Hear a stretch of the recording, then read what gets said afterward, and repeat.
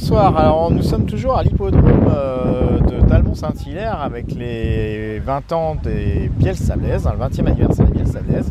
Et là cet après-midi, eh bien, je suis en compagnie de Monsieur Herbreto. Voilà, bonjour Monsieur Herbreto. Bonjour. Alors moi je suis content de vous rencontrer déjà parce que vous avez une voiture qui est d'avant-guerre, hein, qui est une Renault Juva 4. Et hier vous avez participé au concours d'élégance, hein, ouais. Voilà, donc c'est vrai qu'elle aussi méritait le détour et pourquoi pas être récompensée, hein, mais bon, il y a des moments où il faut faire des choix. Donc voilà, alors pouvez-vous m'en parler un petit peu? Ah mais oui, sans problème. Oui. Sans problème. C'est une voiture de 1938. D'accord. Que j'ai acheté en 2002. Oui. J'ai mis 4 ans pour la refaire. Ah oui. Et oui, à l'époque je travaillais encore, donc il fallait concilier un petit peu. Et puis bah voilà, en 2006, elle était terminée. Et puis là, bah, après c'était les rassemblements Juva 4, les sorties. Enfin, que du bonheur, quoi. Que du bonheur. Alors justement, vous me disiez des rassemblements Juva 4, mais il y en a tant que ça encore qui sont en capacité, on va dire, de rouler.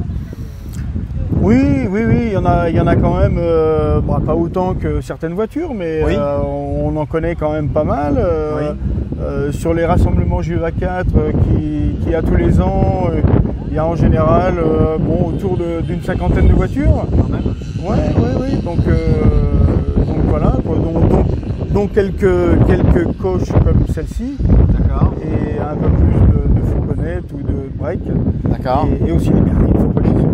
D'accord. Et maintenant un coupé aussi, qui est très rare. Oui. Et voilà quoi.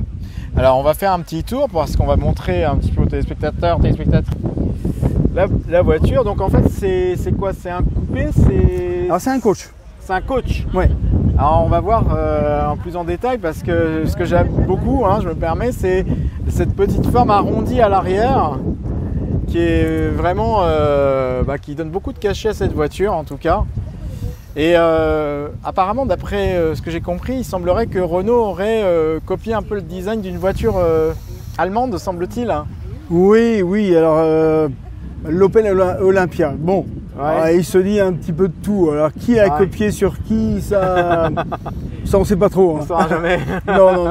non, ça après on ne sait pas. Ouais. Mais oui, il est possible. Hein. Après, il faut croire que ça fonctionnait quand même puisque les deux ont été produites. Donc voilà. Chacun de la frontière et en tout cas nous on est bien contents de trouver cette voiture. Puis à l'époque, le marché international des voitures n'était pas ce qu'il était comme aujourd'hui. Exactement. Donc, voilà, il fallait produire localement, ce qui était pas mal. Ouais, et on va se rapprocher, vous me permettez, on va se rapprocher peut-être de la voiture, de l'habitacle. Et donc c'est un habitacle qui est tout à fait, je dirais, il y a l'essentiel, hein, on va dire. Voilà, c'est ça, il y a l'essentiel, pas plus. Voilà. Et alors il y a une chose qu'on m'a parlé tout à l'heure, et ça c'est assez rigolo, c'est ce que vous me disiez, c'était ça là, ici, là, ça. Alors nous, ce qu'on appelle la clim. Voilà. La clim. Et évidemment, il faut rouler, hein, mais quand on roule, ça apporte de l'air, beaucoup d'air, donc ça reste agréable. Ça reste agréable, oui, j'entends. Et il le faut, parce que sinon, sans ça, il n'y a rien. Hein. Ah oui, c'est ça, il n'y a pas de système de Il n'y a pas de système, rien du tout. Rien du tout. Donc, ça apporte quand même de l'air frais. Et au niveau du moteur, alors est-ce qu'on peut ouvrir le capot pour voir un petit peu? On peut l'ouvrir, oui. Oui.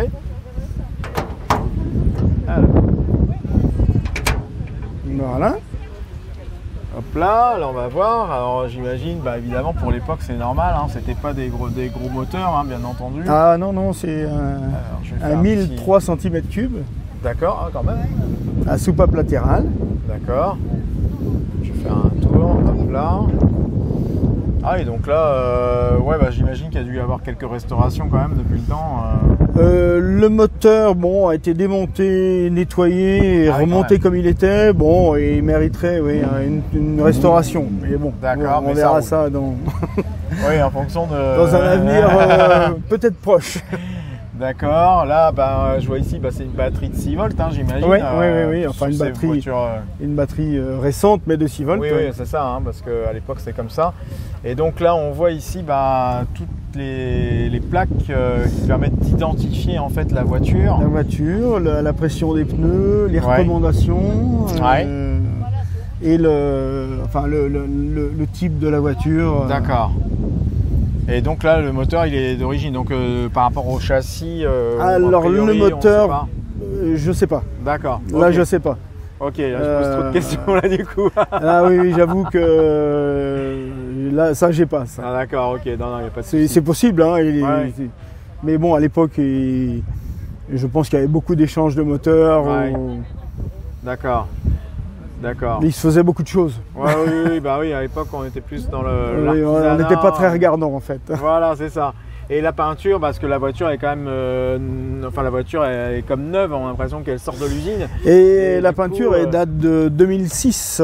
De 2006 ouais. Ah ouais, c'est quand même récent, mais elle est vraiment incroyablement propre, hein, on va dire. Hein. Oui, elle est encore propre, oui. Oui. C'est incroyable.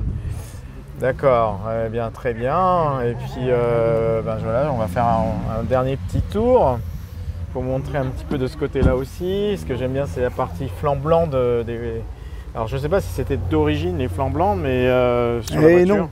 Et non, ça c'est la touche perso. Ça c'est la touche perso. Oui. D'accord, mais ça va très très bien. C'est très joli parce que ça se marie bien avec l'ensemble. Et puis là ici ça doit être la partie où on a la voiture, la roue de secours, la roue de secours hein, qui doit être à l'intérieur, j'imagine. Elle est derrière en fait, elle est juste derrière. D'accord. Ah oui, il suffit d'enlever l'écrou là. Ah oui, d'accord, ok. Et on enlève là et le pneu on le voit ici là. Ah oui. Alors je ne vais pas pouvoir le voir avec la caméra, mais je vous crois ceci étant. Puis là on voit l'insigne Renault à l'époque. Hein. Ce qui fait qu'on n'a pas d'ouverture de coffre à l'arrière. À l'époque. Il n'y a pas d'ouverture de coffre. Il faut accéder en basculant la banquette arrière. Ce qui est un petit peu compliqué. Enfin, pas pratique. Bon, voilà. En tout cas, je vous remercie beaucoup de votre accueil, de nous avoir fait un tour de votre très très jolie voiture. Hein, donc une Renault Juva 4 de 1938. C'est ça. Voilà, merci beaucoup en tout cas. Merci. Et puis bonne fin de rencontre hein, avec les Biel Sablaise. C'est ça. Merci, au revoir. Au revoir.